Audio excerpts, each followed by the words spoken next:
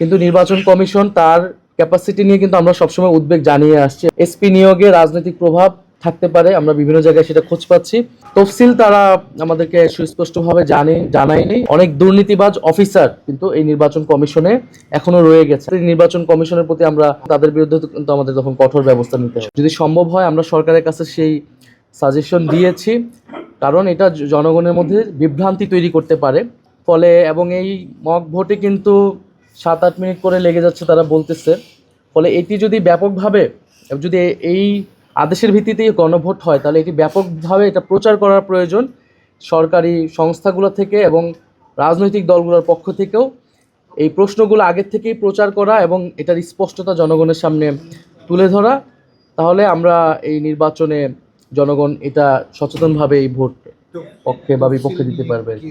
তফসিল তারা আমাদেরকে সুস্পষ্টভাবে জানায়নি, যেটা তারা মিডিয়াতে বলেছে যে হয়তো আগামী 1-2 সপ্তাহের মধ্যে তারা দিবে। আমরা বলেছি যে বিদ্যমান যে রাজনৈতিক পরিস্থিতি, সেই পরিস্থিতি বিবেচনায় রেখেই তারা যাতে তফসিলের ঘোষণাটি দেয়। নির্বাচন কমিশন নিয়ে আমাদের সেই উদ্বেগ এখনও আছে এবং নির্বাচন কমিশন আমরা বলেছি যেই পুরনো আইনে গঠিত হয়েছে আমরা এটার বিরোধিতা করেছিলাম। আমরা বলেছিলাম যে সংস্কার প্রস্তাবনা অনুযায়ী এটি গঠিত হওয়া উচিত ছিল।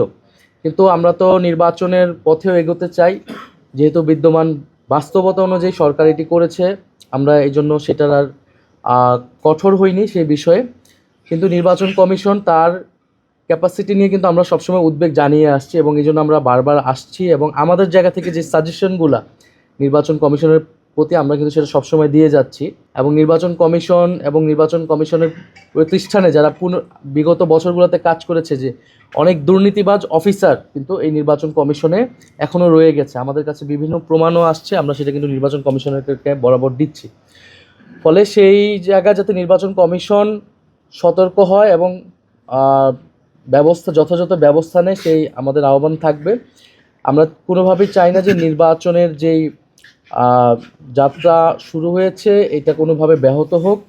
যথাসময়ে এবং যথাযথ পরিবেশে সুষ্ঠু একটা নির্বাচন যাতে হতে পারে সেটা আমাদের প্রত্যাশা থাকবে। সেক্ষেত্রে আমরা সর্বাত্মকভাবে সহযোগিতা করব। তবে যদি নির্বাচন কমিশনের আমরা দেখি যে তারা পক্ষপাতিত্বমূলক আচরণ করতেছে, আমরা বিভিন্ন সময় দেখেছি, এর আগে আমরা বলেছি সুস্পষ্টভাবে, এটা যদি তারা ভবিষ্যতে করে সেক্ষেত্রে নির্বাচন কমিশনের প্রতি আমরা সম্পূর্ণ অনাস্থা দিতে বাধ্য এবং তাদের বিরুদ্ধে কিন্তু আমাদের তখন কঠোর ব্যবস্থা নিতে হবে। এটাতে আসলে এটা কোন প্রক্রিয়ায় হচ্ছে, কিভাবে রাজনৈতিক, এর আগে কিন্তু আমরা ডিসি নিয়োগ নিয়ে অনেক আলোচনা শুনেছি এবং সেটা কিন্তু সরকারের জায়গা থেকে স্পষ্ট করেনি। যে প্রধান উপদেষ্টার কাছে যখন আমরা বলেছি, উনি বলেছেন এটা তিনি সরাসরি দেখবেন। এছাড়া কিন্তু কোন প্রক্রিয়া এটা হবে বা হচ্ছে এবং আগের যে অভিযোগগুলো এসেছে সেই অভিযোগগুলো আসলে কি সেটা নিয়ে কী ব্যবস্থা নেওয়া হলো সেটা আমরা পাইনি। সেজন্য আমরা বলেছি এই ডিসি এসপি নিয়োগে রাজনৈতিক প্রভাব থাকতে পারে, আমরা বিভিন্ন জায়গায় সেটা খোঁজ পাচ্ছি।